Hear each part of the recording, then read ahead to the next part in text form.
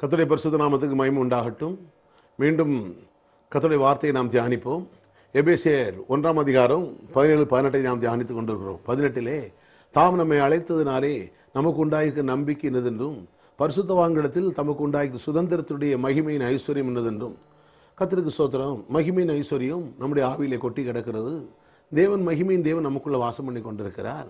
அருமையான தேவனுடைய ஜனமே, தேவனுடைய வார்த்தையை விளங்கிக் கொள்வதும், தேவனை பற்றி அறிவதும், தேவன் நமக்கு செய்த செயலை பற்றி அறிவதும், கிறிஸ்துவிட்ட வரும்பொழுது நீங்கள் யார், நீங்கள் மீட்கப்பட்டவர்கள், நீங்கள் தேவனுடைய பிள்ளைகள், நீங்கள் ராஜவம்சத்தை சேர்ந்தவர்கள், நீங்கள் ஆசாரியர்கள். ஏனென்றால் பேதுரு அதை சொல்லுகிறார், நம்மிடத்தில் அன்பு கூர்ந்து என்ன வாசிக்கிறோம், புண்ணியங்களை அறிவிக்கும்படி நாம் தெரிந்து கொள்ளப்பட்ட ராஜரீக ஆசாரிய கூட்டம் என்று சொன்னார். யோவான் அதை குறித்து சொல்லுகின்ற பொழுது நம்மிடத்தில் அன்பு கூர்ந்து இரத்தத்தினால் நம்மை கழுவி தேவனுக்கு முன்பாக நம்ம ராஜாக்களும் ஆசாரியர்களும் ஆக்கினார். அருமையான தேவனுடைய ஜனமே, இப்பொழுது நம் தேவனுடைய சொத்து, நாம் மீட்கப்பட்டவர்கள். 1 பேதுரு 1:18 நாம் மீட்கப்பட்டேன் என்பதை அறிந்திருக்கிறோம். இயேசு இரத்தத்தாலே நான் மீட்கப்பட்டவேன். கர்த்தருக்கு ஸ்தோத்திரம். ஆகையினாலே நாம் தேவனுடைய சொத்தாக இருக்கிறபடினாலே, நேற்றைய தினம் நான் சொன்னேன், கர்த்தர் நமக்கு வேலை அடைத்திருக்கிறார் என்று நான் சொன்னேன். ஏசாயா தீர்க்கதரிசி புஸ்தகம் 5 அதிகாரத்திலே அதை நாம் வாசித்தோம். இப்பொழுதும் நான் மீண்டும் அதை வாசிக்கிறேன். ஏசாயா 5:1 இப்பொழுதும் நான் என் நேசர்களிடத்தில் அவருடைய திராட்சை தோட்டத்தை குறித்து என் நேசருக்கு ஏற்ற ஒரு பாட்டை பாடுவேன். அருமையானவர்களே, நம்ம பாடுற பாட்டு கூட நேசருக்கு ஏற்ற பாட்டை பாடணும். கர்த்தருக்கு ஸ்தோத்திரம். நம்முடைய நேசருக்கு ஏற்ற பாட்டு. ஏதோ வாயில் வந்தெல்லாம் பாடுறதில்லை, தோல்வியின் பாட்டை பாடுறதில்லை, ஒப்பாரி பாட்டை பாடுறதில்லை, அழகின் பாட்டை பாடுறதில்லை, அழுது கூச்சல் போடுறதில்லை. நாம் மீட்கப்பட்டவர்கள், நாம் ராஜவம்சத்தை சேர்ந்தவர்கள், நாம் ராஜகுமாரர்கள். கர்த்தருக்கு ஸ்தோத்திரம். ஆகையினாலே நம்முடைய பாட்டு கூட ஆண்டவருக்கு ஏற்ற பாட்டாக இருக்கணும். நம்ம பாடுற பாட்டு சரிதானா?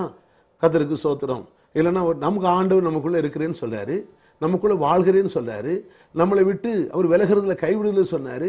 உடனே ஒரு துக்க பாட்டு பாடலை, ஆண்டவரே என்னை கைவிட்டீரு, என்னை விட்டு விலகிட்டீரோ, ஆண்டவரே நீ வரலுமே, வர வேண்டுமே, இப்போ இறங்கி வர வேண்டுமே, இங்கே தயவாக வர வேண்டுமே. இதெல்லாம் நேசருக்கு ஏற்ற பாட்டு இல்லைங்க. நேசருக்கு ஏற்ற பாட்டுன்னா அவருடைய வார்த்தைக்கு ஏற்ற பாட்டு. வார்த்தை என்ன சொல்லுது?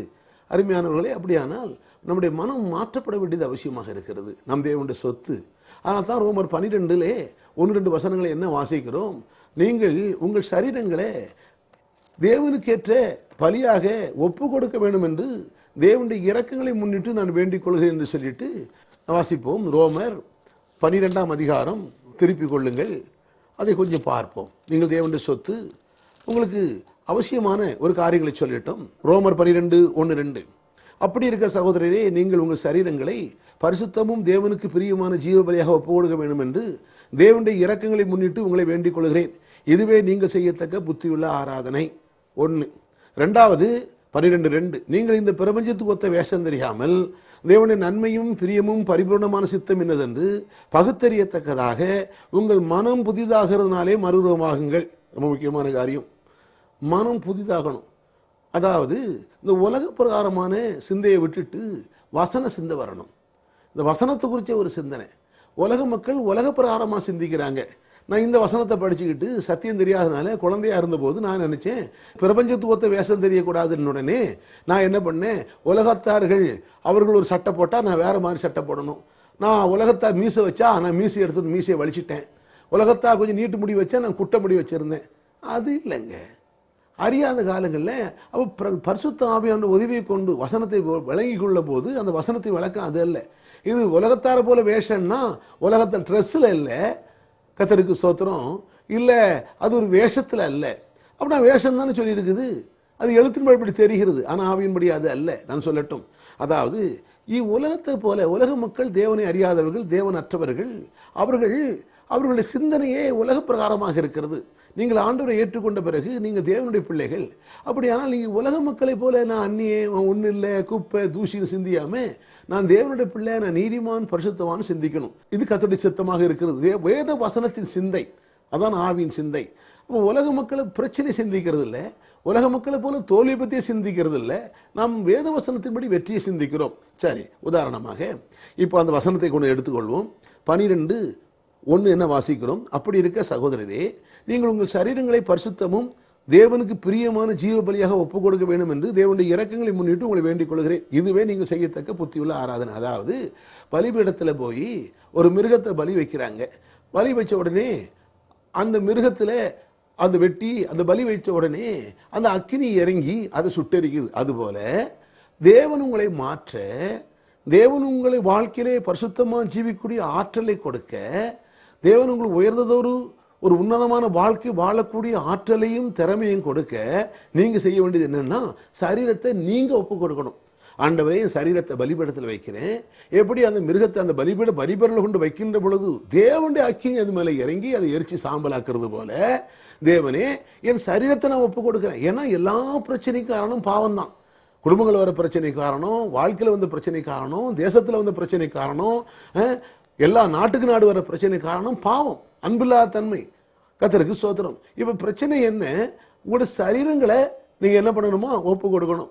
அப்போ சரீரத்தை நீங்கள் ஒப்பு கொடுத்தா, தேவனுடைய பலிபீடத்தில் வச்சா தேவனுடைய வல்லம் எங்கள் மேலே இறங்கி அந்த மேற்கொண்டு எரிச்சு சாம்பலாக்குறது. அதனால தான் கர்த்தருக்கு ஸ்தோத்திரம், ஆடுகளின் பிரதான மேய்ப்பராக நம்முடைய கர்த்தராகிய இயேசு கிறிஸ்துவை மரித்தோல் ஏறி வேறப்படின தேவன் இயேசு கிறிஸ்துவை கொண்டு, உங்கள் திறமை இல்லை, இயேசு கிறிஸ்துவை கொண்டு உங்களை சீர்படுத்தி, உங்களை சிறப்படுத்தி, உங்களை பலப்படுத்தி நிலைநிறுத்துவாராக.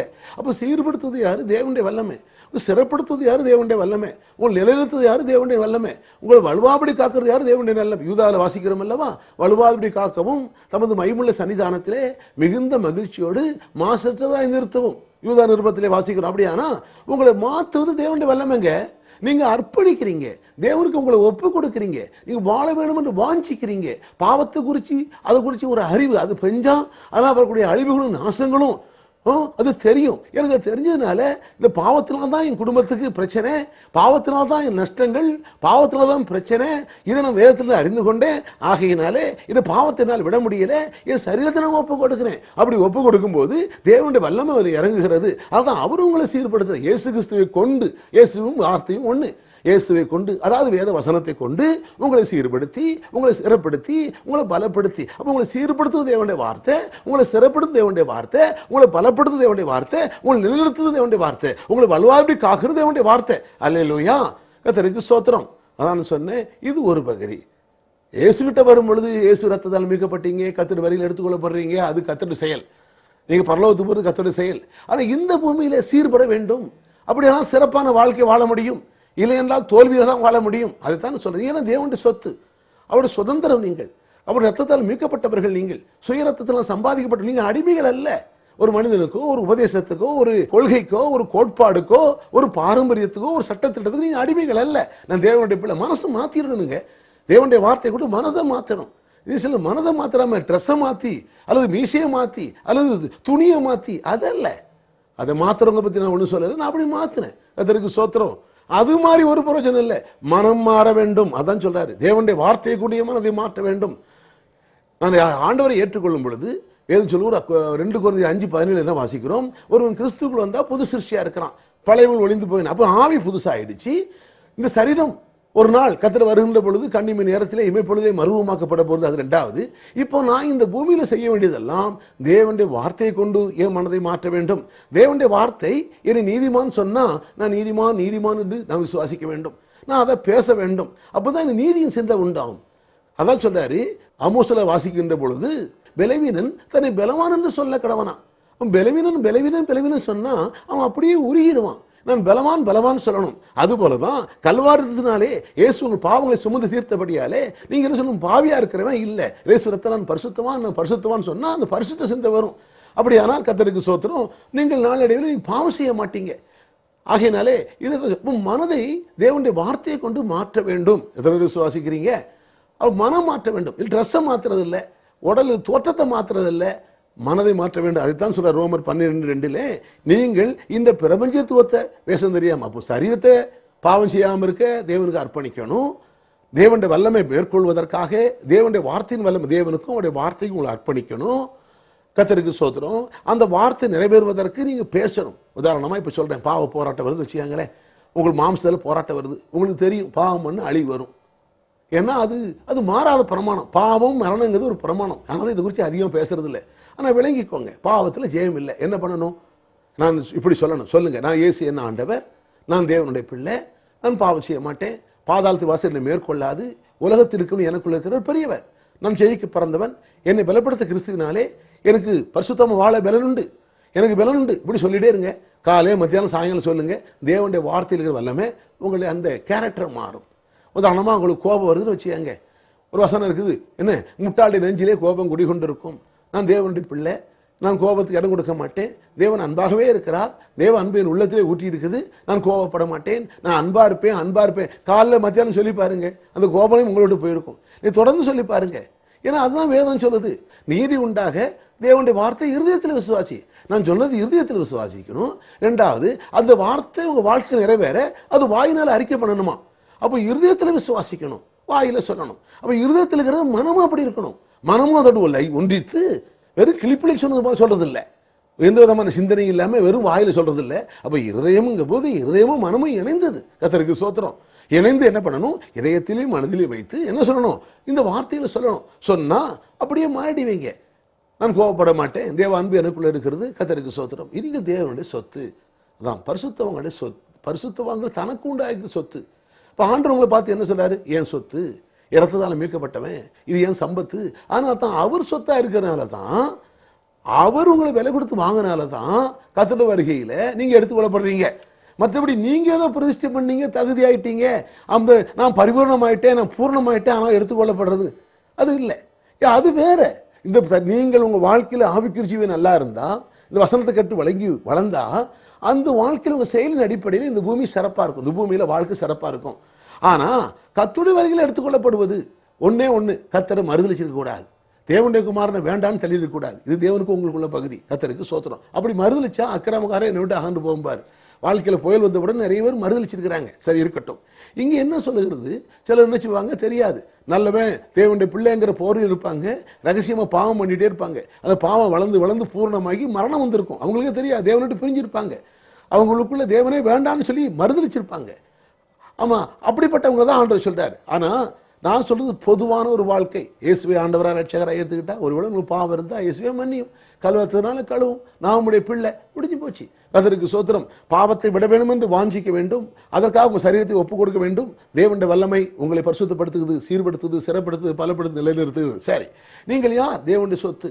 அதை குறித்து நான் உங்களுக்கு இன்னும் சில காரியங்களை நான் சொன்னேன். ஏசாயாவில் என்ன வாசித்தோம், இந்த மனம் மாற்றுவது ரொம்ப முக்கியம்.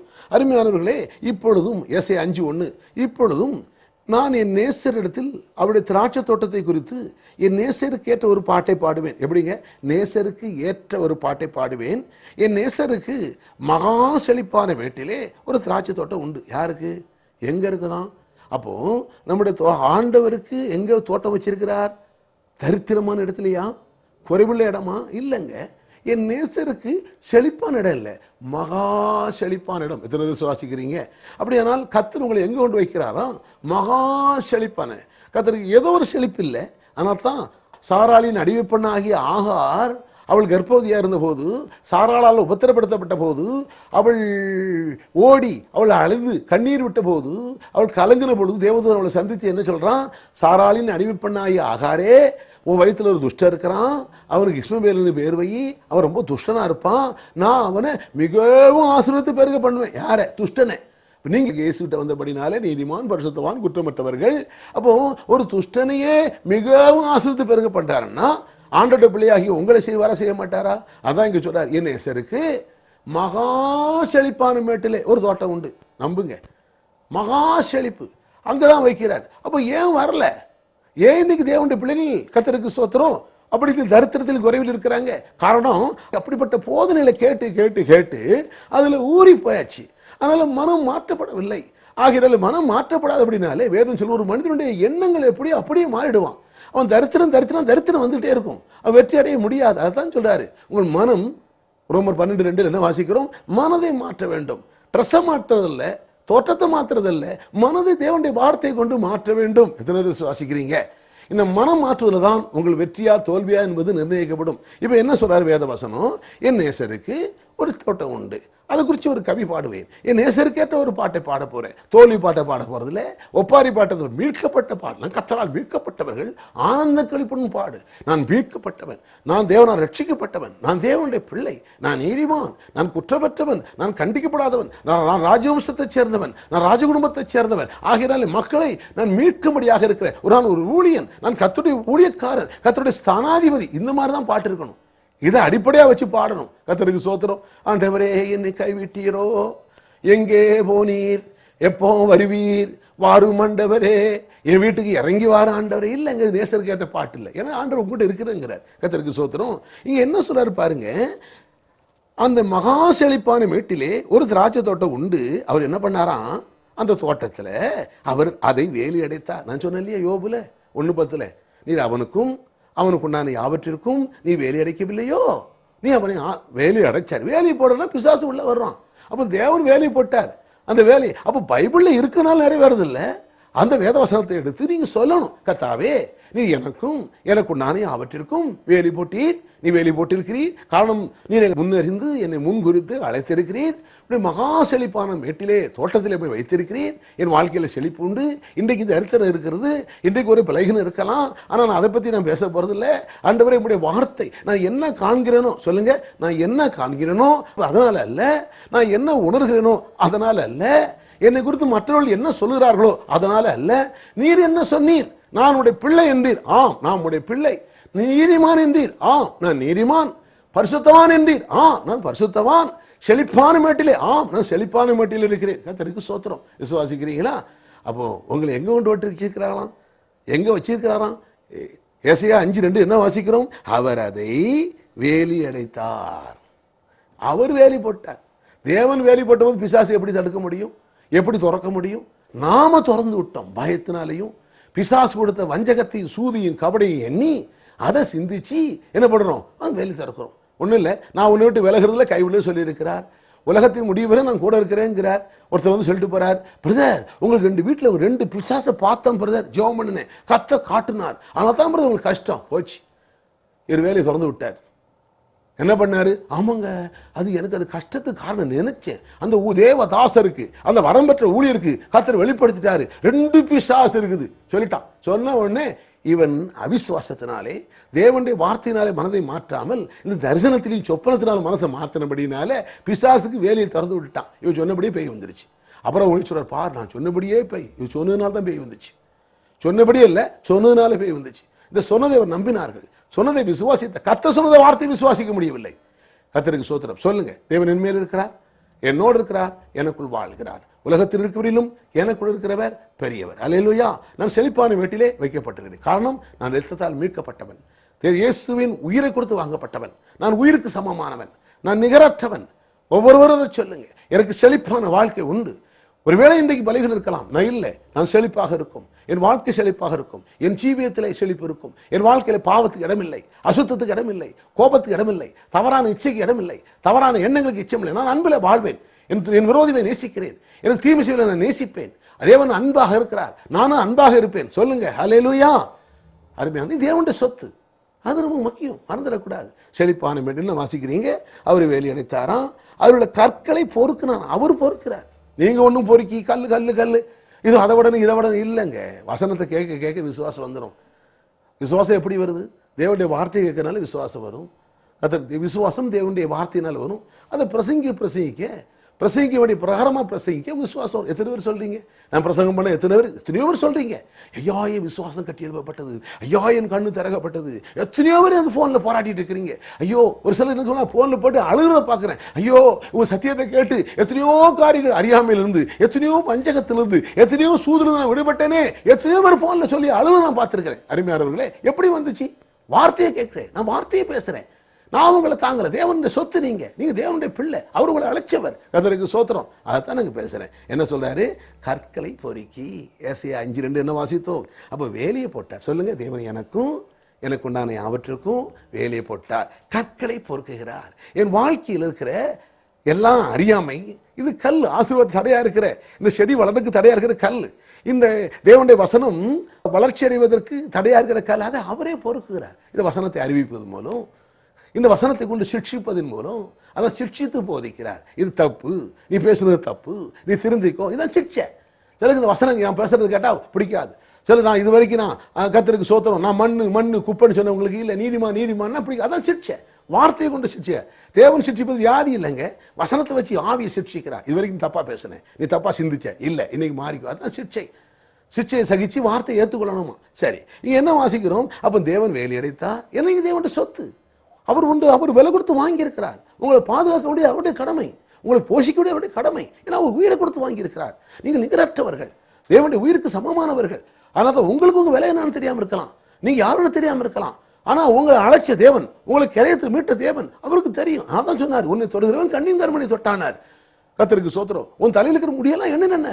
அப்ப அவர் சொன்னாலும் நீங்கள் வேலையை திறந்து விட்டுறக்கூடாது. பிசாசுக்கு எப்படி அவிசுவாசமான வார்த்தை, அவிசுவாசமான எண்ணம், அவிசுவாசமான பேச்சு, பயம், சந்தேகம், வசனத்துக்கு வரமா இல்லை, 1000 வரட்டும். பயம் வந்தா என்ன சொல்லணும்? ஒரே திடுக்கு பயமா இருக்கு பிரதர். சரி, ராத்திரி போல படுத்திருப்பாங்க, சொப்பனம் வந்துடும்.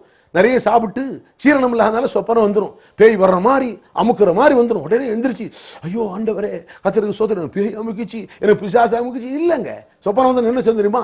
எந்திரிச்ச உடனே கலக்க வந்த உடனே எந்திரிச்சு என்ன சொல்லணும்? நான் பயம் இல்லாதிருப்பேன், நான் கொடுமைக்கு தூரமாவே, திகில் என்னை அணுகாது. சொல்லுங்க, நான் பயம் இல்லாதிருப்பேன், நான் கொடுமைக்கு தூரமாவே, திகில் என்னை அணுகாது. எனக்கு கூட யாவற்றை வேலி எடுத்திருக்கிறார், நான் பயப்பட மாட்டேன். தேவன் எனக்கு பயத்தின் ஆவியை கொடுக்கவில்லை, தெளிந்த புத்தியில் ஆவியை கொடுத்திருக்கிறார். நான் பயத்தின் ஆவியை கொடுக்கவில்லை, தெளிந்த புத்தியில் ஆவியை கொடுத்திருக்கிறார். எனக்கு தெளிந்த புத்தி உண்டு, நான் மகிழ்ச்சியா இருப்பேன். அதுதாங்க சத்தியம். விசுவாசிக்கிறீங்களா? கற்களை பொறுக்கி இருக்கிறார். ஆனால் சொன்னாச்சு, எனக்கு சொப்பனம் பார்த்து கனவு பார்த்து அவர் சொன்னார், இவர் சொன்னார், பேய் இருக்கு, பிசாசு இருக்கு, சூனியம் பண்ணிட்டான், ஜெய்வனை பண்ணிட்டான். எங்க சூனியம் பண்ணா என்ன? எத்தனை பேய் வந்தா என்ன? அது பேய் கிடக்குது, எல்லா இடத்துலையும் பேய் இருக்குதே. கர்த்தருக்கு சோத்திரம். உலகத்திலேயும் உங்களை இருக்கிற பெரியவன். கர்த்தருடைய நாமம் மையப்படுவதாக. சொல்லுங்க, அவர் எனக்குண்டான யாவற்றிற்கும் வேலை எடுத்திருக்கிறார், அவர் என்னை ஆசீர்வதிக்கிறார், அவர் என் சம்பத்து பெருகுகிறது, என் சம்பத்து பெருகுகிறது. எத்தனை விசுவாசிக்கிறீங்க? ஏனென்றால் நான் தேவனுடைய சொத்து, தேவன் ரத்தத்தால் மீட்கப்பட்டவன், அவருடைய சுதந்திரம்.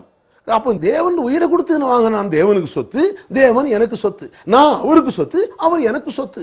எனக்குள்ளலாம் அவருக்கு சொந்தம், அவருக்குள்ளதான் எனக்கு சொந்தம். அதனால தான் நான் என்ன பண்ண, நான் ஊழியன், நீங்கள் ஊழியர்கள். உங்க பணத்தை கொண்டு ஊழியம் பண்ணுங்க, அழிஞ்சு போற ஆத்து மகளை கொண்டு வாங்க. அதுதான் பரலோகத்தில் மிகுந்த சந்தோஷம் உண்டாகும். கர்த்தருக்கு சோத்திரம். அதுக்கு என்ன பண்ணுங்க? தெரியல, அந்த மாதிரி சீடிகளை வாங்கி கொடுங்க. இயேசு நல்லவர் சொல்ல முடியாதா? இயேசு உங்களை நேசிக்கிறான்னு சொல்ல முடியாதா? வியாதிசு மேல கையில வச்சா சுகமாகும். வியாதியா உள்ளவங்களுக்கு இயேசு உங்களை நேசிக்கிறான்னு ஒரு கையை வைக்க முடியாதா? உங்களுக்கு கை இருக்கு இல்லையா? கையை தானே வைக்க சொன்னாரு. அதை விட வேற என்ன செய்ய சொன்னாரு? பெரிய போதனை. உங்களுக்கு என்ன போல போதிக்க தெரியாம இருக்கலாம். வேதத்தை படிச்சிருந்தா கொஞ்சம் போதிச்சிருவீங்க. என் பிரசங்கத்தை ஒழுங்கா கேட்டு வந்தா நீங்க பெரிய போதகராக மாறிடுவீங்க. கர்த்தருடைய நாமம் மையப்படுவதாக. இப்ப என்ன சொல்றாரு ஆண்டவர்? அவர் அதுல கற்களை பொறுக்கி போட்டு, அதில் நற்குல திராட்சை செடி நட்டு, அது நடுவில் ஒரு கோபுரத்தையும் கட்டி, அது ஆலையும் உண்டு பண்ணி, அது நல்ல திராட்சை பழம் தரும் என்று ஆத்திருந்தார். அதுவோ கசப்பான பழங்களை தந்தது. இதுதான் பழைய ஏற்பாட்டு நிலை. ஏன் கசப்பான பழம் தந்துச்சு? ஆண்டவர் பிரமாணத்தை கொடுத்தார், வசனத்தை கொடுத்தார், எல்லாம் பண்ணினார். ஆலையை நட்டி கல்லை பொறுக்கி வேலையை போட்டு எல்லாம் பண்ணினார். ஆனா கசப்பு. இதுதாங்க நமக்கு இருக்கிற மேன்மை. அவர்களுடைய நாம் விசேஷமானவர்கள். காரணம் என்ன? அவர்கள் வாழ்க்கையில் சாத்தான் தோற்கடிக்கப்படவில்லை, சாத்தான் மேல் அவர்களுக்கு அதிகாரம் இல்லை. ஆகையினாலே ஆண்டவர் வசனம் கொடுத்தார், வாழ முடியவில்லை. அவர்களுக்கு ஒரு மீட்பர் தேவை, ஒரு ரட்சகர் தேவை. ஆனா எனக்கும் உங்களுக்கும் ஒரு மீட்பர் வந்திருக்கிறார். பரிசுத்த ஆவி உள்ளே இருக்கிறார். சாத்தான் தோற்கடிக்கப்பட்ட பின்பு வாழ்ந்து கொண்டிருக்கிறோம், சாத்தான் தலை நசுக்கப்பட்ட பின்பு வாழ்ந்து கொண்டிருக்கிறோம். நாம் ஜெயித்தவர்கள். ஆகையினாலே பழைய ஏற்பாடு போல கசப்பான இல்லை. எனக்குள்ள இயேசு இருக்கிறார், உங்களுக்குள்ள இயேசு இருக்கிறார். இனி கசப்பல்ல, இனிப்பதான். ஆனா பழைய ஏற்பாட்டில் ஆண்டவர் எதிர்பார்த்தார், அதனால தான் அது கசப்பா இருந்தது. ஆனால் அந்த ஊழியத்தை ஒழிச்சார். அந்த நியாயப்பிரமாணங்கிற அந்த காரியத்தை தன் மாம்சத்தால் ஒழித்தார், சட்டத்திட்டங்களை ஒழித்தார். இப்போ தேவனே நம்மளை அழைத்து நமக்குள்ள வாசம் பண்ணுகிறார். இப்போ நம்மளால முடியல, மக்களை எதிர்பார்த்தார். இனிப்பான படங்கள் வருமா, மதுரமான படங்கள் வருமா? வர முடியவில்லை. ஆகையினாலே கர்த்தர் சொன்னார், என்னை எல்லாமே உங்களால் ஒண்ணும் பண்ண முடியாதுன்னு சொன்னவர் நமக்குள்ள வந்து வாசம் பண்ணி, நமக்குள்ள வந்து உலாவி, அவர் நம்முடைய தேவனாய் இருந்து நம்மிலிருந்து அவர் கனிகளை கொடுக்கிறார், நம்மிலிருந்து இனிமையை கொடுக்கிறார், நம்மிலிருந்து அன்பை கொடுக்கிறார். அதுதான் பவுல் சொல்கிறார், நான் அல்ல, எனக்கு கொடுக்கிற கிறிஸ்துவை செய்கிறார். கிறிஸ்துவின் அன்பு என்னை நெருக்கி ஏவுகிறது. இந்த இனிப்பான கனி எங்கிருந்து வந்தது? இந்த மதுரை எங்கிருந்து வந்தது? இந்த இனிமையான வாழ்க்கை எங்கிருந்து வந்தது? அது கிறிஸ்துனால வந்தது. அருமையான தேவனுடைய ஜனமே, நான் தேவனுடைய சொத்தா இருக்கிறோம், நீங்கள் தேவனுடைய சொத்தா இருக்கிறீர்கள். ஆகையினாலே இந்த மதுரம், இந்த இனிமை இயேசுவினால் வருகிறது. நீங்கள் தேவனுடைய சொத்து. ஹல்லேலூயா. பிதாவே, நன்றியோடு நாங்கள் ஸ்தோத்திரிக்கிறோம். பரிசுத்த ஆவியானவர் இந்த கண்களை திறந்து கொள்வீராக. ஆண்டவரே, சத்தியத்தை விளங்கி ஒரு பாவம் இல்லாதபடி, ஒரு அசுத்தம் இல்லாதபடி, பிசாசுக்கு தன் வழியை திறந்து விடாதபடி, நான் மீட்கப்பட்டவன், நான் தேவனுடைய சொத்து, கர்த்தர் எனக்கு உண்டான யாவற்றை வெளியெடுத்திருக்கிறார், அவர் என்னை ஆசீர்வதிக்கிறார், என் சம்பத்து பெருகிறது சொல்லத்தக்கதாக ஆண்டவரே இயேசு எனக்குள் இருக்கிறார், அவருடைய பரிசுத்த ஆவி எனக்குள் இருக்கிறார், என் வாழ்க்கை மதனமாக இருக்கும், நான் அன்பிலே வாழ்வேன், என் கசப்புக்கு இடமில்லை, இங்கே கோபத்துக்கு இடமில்லை, இங்கே எரிச்சலுக்கு இடமில்லை என்று சொல்லி அதை சொல்வதன் மூலம் அதை சுதந்திரித்துக் கொள்ள என் தேவனே உம்முடைய ஜனங்களுக்கு கண்களை திறப்பீராக. பரிசுத்த ஆவியானவர் பிரகாசல மனக்கண்களை தருவாராக, பிரகாசல மனக்கண் தருவாராக. உடைய வாழ்க்கை செழிப்பதாக, உடைய குடும்பம் செழிப்பதாக, உடைய வாழ்க்கை விருத்தி அடைவதாக. தேவனே, கர்த்தாவே, நேசருக்கு ஏற்ற பாட்டு பாடட்டும் ஆண்டவரே. கர்த்தாவே, என் வாழ்க்கை செழிப்பான வேடுதான், என் வாழ்க்கை செழிப்புதான், நான் கர்த்தரால் மீட்கப்பட்டவன், ஆனந்த களிப்புடன் பாடுவேன், நித்திய மகிழ்ச்சி தலைமையில் இருக்கும், சந்தோஷம் மகிழ்ச்சியின் பங்கு, சஞ்சலமும் தவிப்புக்கும் இடமில்லை, துக்கத்துக்கும் துயரத்துக்கும் இடமில்லை, அருமைக்கும் தோல்விக்கும் இடமில்லை என்று எப்பொழுதும் பாடத்தக்கதாக, நேசருக்கேற்ற பாட்டை பாடத்தக்கதாக கர்த்தருடைய ஆவியானவர் உதவி செய்வீராக. ஆசீர்வதிக்கிறோம் இயேசுவின் நாமத்தில் பிதாவே, ஆமென். நாளை பார்ப்போமா?